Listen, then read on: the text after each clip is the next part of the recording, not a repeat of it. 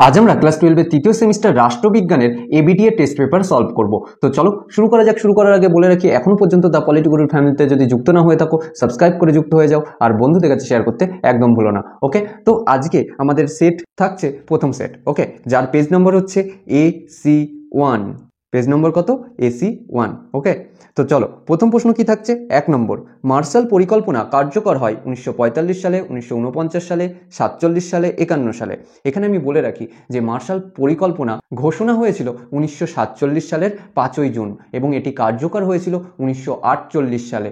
তো এখানে সঠিক অপশানটি নেই। এখানে দেখো 1948 কোথাও নেই, এর সঠিক উত্তর অ্যাকচুয়ালি হবে 1948 সাল, কিন্তু এখানে যেহেতু নেই তো আমরা 1947 দিতে পারি। ওকে, নেক্সট 2 দাগ, ওয়ারস চুক্তি কার উদ্যোগে গঠিত হয়েছিল? ওয়ারস চুক্তি গঠিত হয়েছিল কার উদ্যোগে? সোভিয়েত ইউনিয়নের। কবে হয়েছিল সেটা মনে আছে? এটা হয়েছিল 1955 সালে। আর তোমাদেরকে বলে রাখি, টেনশন নেওয়ার কিছু নেই, 100% সঠিক উত্তর রয়েছে এবং প্রতিটা প্রশ্নের উত্তর আমরা ব্যাখ্যা করে দেবো, তো ভয় পাওয়ার কিছু নেই। তোমরা ইউটিউবে অনেক জায়গায় দেখেছো যে অনেক ভুল অ্যান্সার দিয়ে দিচ্ছে, যা তা উত্তর দিচ্ছে। আমি এই ক্লাসটা অর্থাৎ এবিটিএ সলভের ক্লাস আপলোড করতে একটু দেরি করছিলাম, চাইছিলাম যে সিলেবাসটা আগে কমপ্লিট হোক, তারপরে ভাবলাম যে কোশ্চেন অ্যান্সার সলভ করাতে বেশি সময় লাগে না, কিন্তু একখানা ক্লাস করাতে গেলে একটানা অনেকটা সময় দিতে হয়। এমন নয় কোশ্চেন অ্যান্সার সলভ করাচ্ছি বলে লেকচার ক্লাস আসা বন্ধ হয়ে যাবে, ওটা যেমন আসে তেমনই আসবে। আমি যদি এই টেস্ট পেপার সলভ নাও করাতাম, তাও যেদিন আসতো ওই ক্লাস সেদিনই এখনও আসবে। ওকে, তো টেনশন নেওয়ার কিছু নেই। তো 3 নম্বর কোশ্চেনে যাওয়া যাক। 3 নম্বর কোশ্চেন কি থাকছে? The cold war a study in US foreign policy গ্রন্থটির রচয়িতা হলেন কে? Walter Lippmann. 4 দাগ, ভারতের জোট নিরপেক্ষ নীতি এ স্থিতিশীল, বি গতিশীল, সি নেতিবাচক, ডি কোনোটিই নয়, এটি গতিশীল। নেক্সট কোশ্চেন 5 দাগ, আমরা কোনো সামরিক জোটের অন্তর্ভুক্ত নই, আমরা শুধু একটি পক্ষের অন্তর্ভুক্ত এবং সেটি হলো শান্তির পক্ষে। উক্তিটি করেন সুকর্ণ, নাসের, রাজীব গান্ধী, জওহরলাল নেহেরু। সঠিক উত্তর জওহরলাল নেহেরু। 6 দাগ, স্তম্ভ মেলাতে বলেছে সেই জোট নিরপেক্ষ আন্দোলনের নেতা এবং তারা কোন দেশের প্রতিনিধি ছিলেন সেটা জিজ্ঞাসা করেছে এখানে। যেরকম নেহেরু কোথাকার ছিল? ভারতের ছিল, তাই না? তো প্রথমটা কি হবে? 3 হবে। তারপরে নাসের কোথাকার ছিল? মিশর বা ইজিপ্টের ছিল, 1 হবে। তারপরে নক্রুমা কোথাকার ছিল? ঘানা, তাই না? তো 4 হবে। এবং সুকর্ণ ছিল ইন্দোনেশিয়ার, তো 2 হবে। ওকে, তো কি হচ্ছে? 3, 1, 4, 2, তাই না? এখানে দেখো একটু অপশনের গোলমাল করেছে, উল্টো পাল্টা দিয়েছে, তো আমরা অপশনটা একটু সঠিক করে নিই। তবে কি হচ্ছে? এ হচ্ছে 3, তাই তো, বি হচ্ছে 1, সি হচ্ছে 4 এবং ডি হচ্ছে 2। ওকে, এটা হচ্ছে তোমাদের সঠিক অপশন। এখানে অপশনে কি গোলমাল করেছে? এই যেদিকে 1, 2, 3 করেছে ওইদিকে এ ধরেছে এবং যেদিকে এবিসিডি দিয়েছে ওটাকে 1, 2 ধরেছে। ওকে, এইভাবে উল্টোপাল্টা করে অপশনটাকে গোলমাল করে দিয়েছে, আর কিছুই না। আমরা একটু উল্টো করে ধরলে আমরা সঠিক উত্তর পেয়ে যাব এখানেও, কিন্তু আমরা কেন ধরবো, তাই না? নেক্সট 7 দাগ, পঞ্চশীল নীতি হলো অনাক্রমণ, সমতা ও পারস্পরিক সাহায্যদান, সি শান্তিপূর্ণ সহাবস্থান, ডি অন্য রাষ্ট্রের বিষয়ে হস্তক্ষেপ না করা।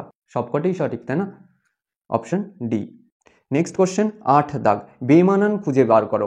নিম্নলিখিত দেশগুলির মধ্যে ন্যাটো জোটভুক্ত হলো রাশিয়া, সুইডেন, জার্মানি আর মার্কিন যুক্তরাষ্ট্র। দেখো এখানে বেমানান খুঁজতে বলেছে, তাই না? এখানে ন্যাটো জোটভুক্ত ছিল সুইডেন, জার্মানি এবং মার্কিন যুক্তরাষ্ট্র, তাই না? রাশিয়া তো ছিল না, তো এখানে সঠিক উত্তর রাশিয়া হবে, যেহেতু এখানে বেমানান চেয়েছে, তাই না? নেক্সট 9 দাগের কোশ্চেন। 9 দাগ কি বলছে? জাতিপুঞ্জের সনদ গৃহীত হয়েছিল সান ফ্রান্সিসকো সম্মেলনে। Option B. এই সম্মেলন কবে হয়? এই সম্মেলন হয়েছিল 1945 সালে, 25শে এপ্রিল থেকে 26শে জুন পর্যন্ত। ওকে, নেক্সট কোশ্চেন 10 দাগ, সম্মিলিত জাতিপুঞ্জে শান্তির জন্য ঐক্য প্রস্তাব গৃহীত হয়েছিল 3 নভেম্বর 1950 সাল। Option A. ওকে, এটা কার দ্বারা গৃহীত হয়েছিল? সাধারণ সভা দ্বারা। নেক্সট 11 দাগ, নিরাপত্তা পরিষদের মোট সদস্য সংখ্যা। মোট সদস্য সংখ্যা হচ্ছে 15 জন, যার মধ্যে 5 জন স্থায়ী এবং 10 জন অস্থায়ী। ওকে, তো এর সঠিক উত্তর কি হবে? Option D. নেক্সট 12 দাগ, সম্মিলিত জাতিপুঞ্জের প্রথম মহাসচিব ছিলেন ট্রিগভিলি এবং বর্তমান হচ্ছে অ্যান্টোনিও গুটারেস।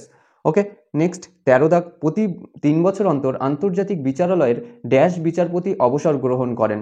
সঠিক উত্তর হবে 1/3 বিচারপতি অবসর গ্রহণ করেন, অপশন বি। নেক্সট 14 দাগ, ইউনিসেফ, ইউনেস্কো, হু এই সংস্থাগুলি নিম্নের কার সঙ্গে সম্পর্কিত? এটার সঠিক উত্তর হবে অর্থনৈতিক ও সামাজিক পরিষদ বা ইকোসস। এই ইকোসস বা অর্থনৈতিক ও সামাজিক পরিষদের বিশেষ সংস্থা হচ্ছে ইউনিসেফ, ইউনেস্কো এবং হু, তাই না? নেক্সট কোশ্চেন 15 দাগ, এক্স গঠনের মুখ্য উদ্দেশ্য হলো আন্তর্জাতিক অর্থ লেনদেনের হারের স্থিতিশীলতা বজায় রাখা এবং বিশ্ব বাণিজ্যের সম্প্রসারণে সহায়তা করা। এক্স এর সদর দপ্তর হচ্ছে ওয়াশিংটনে। উপরিক্ত এক্স প্রতিষ্ঠানটি হলো কি? খুব সিম্পল, আইএমএফ, তাই না? নেক্সট 16 দাগ, বিবৃতি এ এবং কারণ, বিবৃতি এবং কারণের যে কোশ্চেন সেই কোশ্চেন দিয়েছে। বিবৃতি এতে বলছে সদস্য রাষ্ট্রগুলির কাছ থেকে সামরিক বাহিনী সদস্যদের নিয়ে জাতিপুঞ্জের শান্তিরক্ষা বাহিনী গঠিত হয়। একদম ঠিক কথা। কারণে কি বলছে? সম্মিলিত জাতিপুঞ্জের নিজস্ব কোনো সামরিক বাহিনী নেই। এটাও ঠিক কথা। হ্যাঁ, এখানে বলে রাখি, কেউ কেউ বলে যে আছে, আবার কেউ কেউ বলে নেই। তোমাদের বইয়ে যেহেতু নেই লেখা রয়েছে, তো আমরা সেটাই ধরবো। তো দুখানাই সঠিক এবং আর হচ্ছে এর সঠিক ব্যাখ্যা, এটাও আমরা বুঝতে পারছি। তো অপশন এ হবে। ওকে। নেক্সট 17 দাগ, বসুন্ধরা সম্মেলন কোথায় অনুষ্ঠিত হয়েছিল? ব্রাজিলের রিও ডি জেনিরোতে, অপশন এ। নেক্সট 18 দাগ, 18 দাগ কি বলছে? সমসাময়িক বিশ্বে মানব নিরাপত্তার সবচেয়ে গুরুত্বপূর্ণ উপাদান হলো অর্থনৈতিক নিরাপত্তা, অপশন বি। নেক্সট 19 দাগ, বর্তমানে আমেরিকা ভিসা প্রদানের ক্ষেত্রে কঠোর নীতি গ্রহণ করেছে কারণ অভিবাসনের ফলে অর্থনৈতিক চাপ বৃদ্ধি ঘটছে। আমরা প্রতিটা অপশন পড়ছি না, ঠিক আছে, অনেকটা সময় নিয়ে নেবে। যাই হোক, নেক্সট 20 দাগ, আমি একটি সন্ত্রাসবাদী সংগঠন, দীর্ঘমেয়াদী সমস্যা জর্জরিত ইসরায়েলের অধীনতা থেকে প্যালেস্তাইনদের মুক্ত করতে আমার জন্ম হয়েছে। আমি কে? সেই প্যালেস্তাইনদের আমরা লেকচার ক্লাসে আলোচনা করেছিলাম, সেই জঙ্গি গোষ্ঠীর নাম কি? হামাস, তাই না?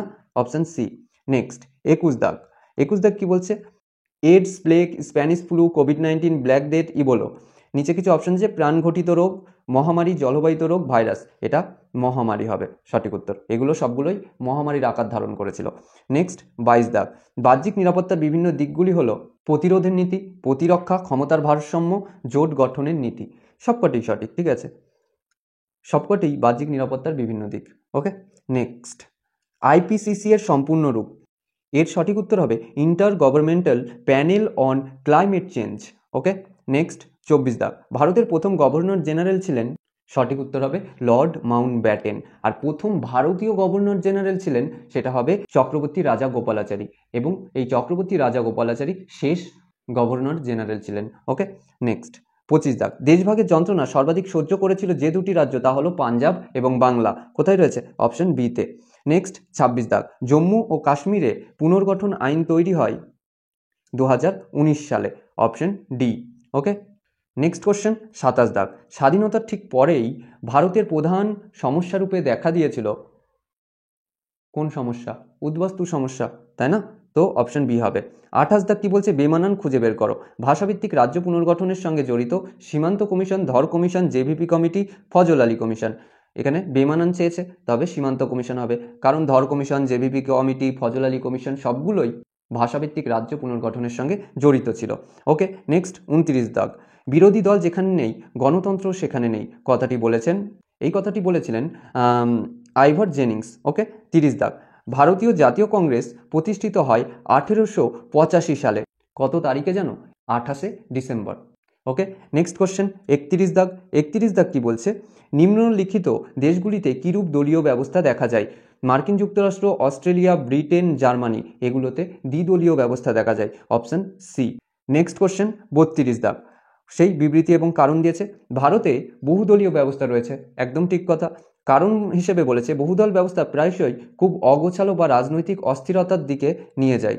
এটাও ঠিক কথা, কিন্তু এই যে বিবৃতি দিয়েছে, সেই বিবৃতি অনুযায়ী এই কারণটা সঠিক নয়, অর্থাৎ এখানে সঠিক ব্যাখ্যা নয়। তো এ আর আর উভয় সঠিক, কিন্তু আর এ এর সঠিক ব্যাখ্যা নয়। ওকে। নেক্সট কোশ্চেন 33 দাগ,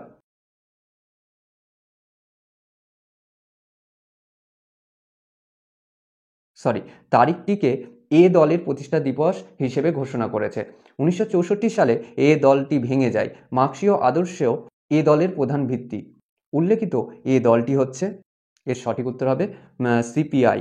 এই সিপিআই 1964 সালে ভেঙে যায়, ভেঙে গিয়ে একটা হয় সিপিআই এবং আরেকটা হয় সিপিআইএম। ওকে, নেক্সট কোশ্চেন 34 দাগ, ভারতের নো ফার্স্ট স্ট্রাইক এই পরমাণু নীতির প্রধান রূপকার কোন প্রধানমন্ত্রী? এর সঠিক উত্তর হবে অটল বিহারী বাজপেয়ী। নেক্সট কোশ্চেন 35 দাগ, 35 দাগ কি বলছে? 123 চুক্তি স্বাক্ষরিত হয়েছিল 2009 সালে, 2005 সালে, 2007 সালে, 2011 সালে। এর সঠিক উত্তর হবে 2007 সালে। কত তারিখে জানো?